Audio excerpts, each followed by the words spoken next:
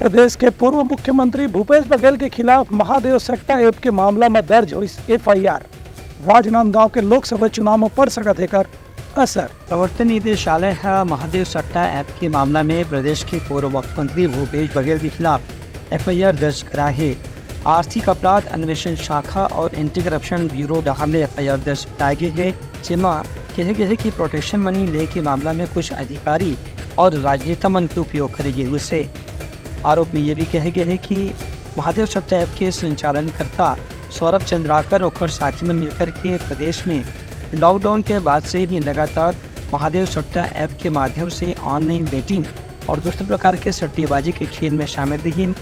एमा करीबन 450 करोड़ रुपए के महीना की आमदनी अवैध रूप से अर्जित कर जात रही से ये मामला प्रशासन के मदद से संचालित करे पर प्रशासन के अधिकारी और पुलिस के अधिकारी मंडल नियमित रूप से पैसा भी पहुंचाया देगी। से ईओडब्ल्यू के एफआईआर में ये भी कहे गए है कि महादेव सट्टा ऐप के संचालक मन प्रदेश में राजनीतिक व प्रशासनिक अधिकारी मन के हवाला कारोबारी मन से संपर्क करा के उमदा नगद राशि उपलब्ध कराए के भी काम करी है, जौन की एक तरह से भ्रष्टाचार ही है। ये सब मामला में अब आरोप पत्र दाखिल होने के बाद आगे की कार्रवाई करी जाएगी।